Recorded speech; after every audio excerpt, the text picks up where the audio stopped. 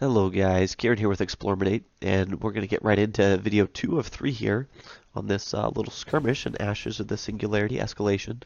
When we left off, I was having a pretty good ring around the rosies go around here with my units. I've got a pretty frig heavy army. Well, there's actually a pretty good number of cruisers, I guess, in there. That's good. I was going to say if it was just frig heavy, it could get taken out. I am queuing up some strategic bombers right there, trying to build those along with my second dreadnought, which is kind of a mistake. You'll see my radioactives are just about gone, and there they go. Um, right now, if you see the map, well, a second there, yeah. So my production slowed down since I've hit that, but I am just trying to crunch some big units out. We'll get back to the strategic bombers here in a minute. Uh, well, later on, they'll destroy some stuff. Um, Here we are. I can see on the radar. If you see there just a second ago, there was kind of the pulsing red. Looked like a heat map, right? Um, that's how you detect enemies. If you have a radar uh, building up, right? It doesn't tell you what they are or anything, but you get a kind of a vague outline. And I'll show that again later. Just kind of fighting on that southern central flank there. My primary focus here, since I don't have neighbors attacking me, is to just try to hold the line in the middle is what I'm doing for the AI. Um, Again, while I'm just consistently, I'll be checking on, oh, do I have my units queued up here? Just want that steady stream of troops. I think right there I'm actually stopping some troops so I can start dedicating some to that second army there. Uh, Gonna come down and capture these points. Gonna get a little aggressive. Now the unfortunate thing with this, I was not able to get a builder down there. Builders are just terribly, well, they're glass cannony without the cannon, so they're basically like bringing a glass of milk to the war zone. They're not going to survive, right? Um, I take these just for a buffer so that the enemy doesn't have them, they can't develop them, and then it's going to give me a little bit of heads up if an enemy army starts pushing it, right? But I quickly realize, hey, let's pull back to the center. I'm getting a little bit off point. And you really do have to be careful with these engagements because I only have the one super army right now, which I'm pretty sure is more powerful than anything else on the map, even though I don't have full map vision here. Uh, but it is slow, right? So I don't want to get too far from where I'm holding, or they'll drive up the center and just take out my economy. Just I'm quickly checking over to make sure I have the proper improvements and everything, so I'm getting the most out of my mineral and radioactives production. And I think I was also making sure there was some anti-air around there, because the AI very trickily will use bombers to come take out your resource generators, which are pretty easy. The bombers aren't super effective um, against units. I don't know. I'd rather just build land units, but they're definitely good for harassment. And here I had a little mini heart attack. You see I'm getting kind of the 1-2 punch there, both on the west and the south. Fortunately, they're both pretty small armies, though, so I wasn't really missing, which was a relief. I was a little worried I was going to get crushed there. I have a pretty good balance of units too. So again, no long range artillery or anything really, but was able to hold my own. And then I also realize here I will let the enemy take those zones since they're probably not going to develop them right away because I need to get those 2 points back. Wanted to keep our units coming. Right there, 2 strategic bombers pop out. Hooray! More with those later, as I literally, spoiler alert, just go decimate an AI. Uh, and it does bring some questions on how to counter strategic bombers and what you would actually need for that, which perhaps would be substantial. Enemies here uh, fighting, but push them off. Yeah, there's really not much. They're just trying to be sneaky in taking the points, which is a really good strategy. I mean, if you're fighting over regions for resources, that's a little bit more effective. But just since I have this whole kind of death blob, um, it's not doing as much. I realize, okay, I'm looking at the radar there. There's enemies right above me, and then some moving in below. That looks like kind of a big blob, and I don't know how it got through actually. So that worried me a little bit. We'll see if I decided. Yeah, I think I decided to go up and investigate that, depending on how those defenses do, because I don't want them to turn the other way. They're only one region away from the heart of my production, which could be very problematic. They take out my resources, that's going to halt everything. So That is probably the best way to knock your opponent out of the fight is that. That's why I'm always panning back over this area, looking over things, trying not to miss some kind of little sneaky assault or a drop or something by the AI there. My Dreadnought rolls out. I make him number two, um, army number two that is. So I'm going to try to have them focus more on the southern front here. Checking around the map here and such. All right. Upgrading my storage, and then right there actually upgraded my attack. I dumped a lot of quanta into upgrading both the attack and the health of my units. So it's just a race-wide thing. So air units, ground units, dreadnoughts, frigates, whatever, they all get that. I'm starting to invest in that because I just want to make sure I'm above and beyond the most powerful out there if I can help it. Two strategic bombers sitting there though. Yeah, I'm excited to show off when they come. It's dropping the hammer by every definition of the word.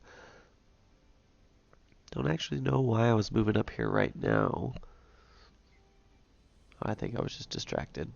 That does happen again. You're managing various fronts. Even though I really only have one, the game can get kind of unwieldy quite easily, which isn't. Is it to say you can't handle it? It's just to say, well, how would I put that? Um, it's just overwhelming. I don't think too bad, even if you're not really into RTSs. It's doable, but you'll see from times I'm just everywhere, and I might not be exactly sure what I'm doing.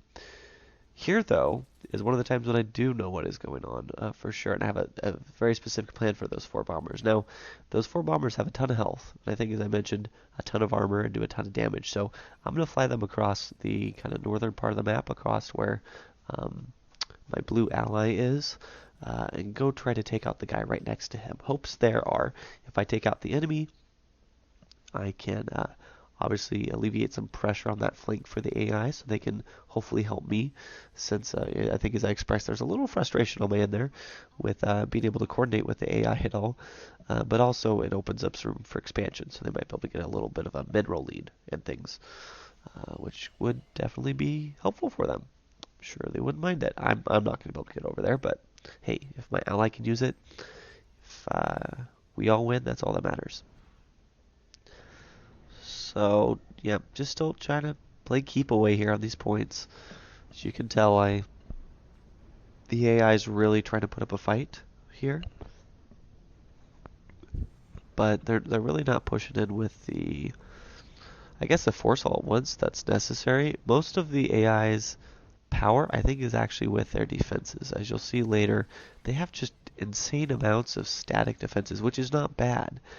It's enough to make me terrified. Outside of using strategic bombers to just attack that with my army, it would be melted. Um, but I'm investing more in the, the movable army there, right? That's actually going to win us the game here. You saw strategic bombers drop a few things, and then up here we are, got that second army up and running with that cruiser to allow teleportation of the units, and so we're set. So here we have it. Look, here's an enemy. Look at all those defenses, dropping bombs, and we just melt them. Now, there's not a whole lot of upgraded defenses in there, I don't think. I'd have to look. I'm not as familiar with the Substrate faction, to be 100% honest there, but still, I think stronger defenses would definitely stand up to that more. For example, some of the defenses I've seen, they're about as strong as a Dreadnought if you upgrade them all the way, so they can get pretty potent. And they've just bundled them, well, crammed them in here, but I'm just going to quickly destroy them all, most of them, and then I'm going to turn on the Nexus there. If that goes down, the enemy's out. So it's not like a VIP or anything, but the rationale behind that's where the thought process, the data, everything that controls these massive armies by these greater than normal people goes through this. So if you lose that, you lose control with the troops. Think battle droids in Star Wars, right? Kind of thing. So that's why I'm going for just the knockout blow there rather than fighting the long and slow battle up. Keep in mind too here, I do have an entrenchment bonus turned on, which I actually didn't think about until right now, being in the heart of the game, right? What that does, I think I was taking 90% of normal damage. if it was in the zone I controlled. So that's a really interesting game feature that I think would be fun to toy around with, especially in online multiplayer. It could allow for some really drawn out matches. You'd have to be very careful as you push aggressively. Um, because if you're, you can turn that up to 60%, I think, which is crazy. You need twice the force to push out. Could make for some very long, drawn out, and I think enjoyable games. Um, Allowing you to upgrade your forces and just get a ton of people in here, if that makes sense. Am pushing down here on yellow a little bit, trying to just really get aggressive against the AI there since they weren't giving me much to do. Um, Moving that second army down now. Oh, and we're going to have a Dreadnought versus Dreadnought fight there. You see, we're tearing through their frigates pretty good because I have a lot of cruisers at this point. And then we're going to go in on that Dreadnought, take it out here in just a second. Did I show its health? Not really. Yep, look at those lightning arcs. Again, very impressive just how much all the rendering of the firepower and stuff is. It's a fun game to watch. It definitely captures the love I have for Sins of a Solar Empire in that sense. And boom, there we go. Dreadnought down. So I figured that was probably enough for now, so I think I'm going to pull back. And then I was also pulling my strategic bombers around, trying to get them in position to help me assault the yellow base. Because I know they're going to have a lot of defenses, not as much as the other player had, but still I don't want to lose this entire army, so I'm trying to be smart with it here. Flying them in. They are slow. They're heavy bombers. You got to give them time. So I'm going to try to utilize, well, try to attack it once. If I was smart, I probably would just put the bombers in with my army, because then they'd move together, but I wanted to try to keep them separate in case the bombers survive. So they're going to go draw some of that first fire, and of course just soften up those defenses. They just go in there and just go to town. So this is definitely this is showing off strategic bombers for the win, definitely. Um, Now the other route to do this, I could be investing heavily in ground artillery, which I could get just a ton of, honestly, for the price of the 100 logistics for the strategic bombers. I have, what, 4 or 5 there? That's a ton of logistics I'm using up. It's a little bit slower, not as mobile, and obviously doesn't pack the punch, but also is a very good strategy I've seen the AI use. I don't use it in this game, but yeah, very potent. So there's some gunships in there as well. You see, it looks like those are enemy gunships. I don't know if you saw those. They were the little, like, floating. I don't know what to call them, but yeah, you saw them or you didn't. You can go back. They're fun. They will fly in. They're about as fast as the army. They just provide some aerial support. It's another new unit. Kind of fun to run with them. They're not incredibly powerful in terms of health, but they've got some good attack, so they can add a dynamic to your army. And the Nexus is going to go down. Boom, I think we're good. I just realized we're taken care of there, so I start moving this second army into position. Want to make sure I'm not going to lose that point, because in my attacking yellow, orange, was like, well, our allies going down, let's take these points. Was pretty smart of them.